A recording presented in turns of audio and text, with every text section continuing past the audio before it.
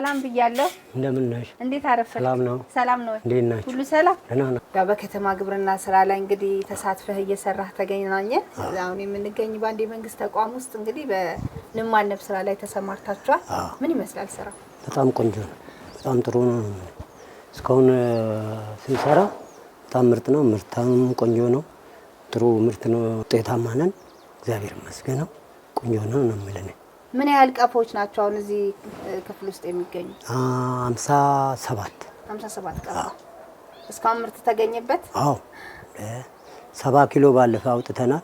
በቀደም ራሱ ወደ 10 ምናምን አውጥተናል። እንደ ተስፋውስ ምን ይመስላል ስታየው? ከተማ ውስጥ እንደዚህ ይሰራል ብለህ ታስብ ነበር?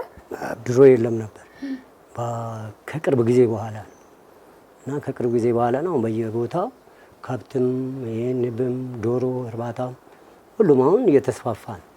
በፊት ይሄ የለም፣ ገጠር ነው እንጂ እኔ ክፍለ ሀገር ነበር የማውቀው። ከጊዜ በኋላ ነው ይሄን ያገኘሁት። እዛው ነው በድርጅት ሰራለሁ፣ ተጠቃሚ ነኝ። ደሞዝ ይከፈለኛል። በደሞዝ ነው የሚሰራው። ለወደፊት የተሻለ ውጤት እንዳመጣ ነው የምፈልገው ነው።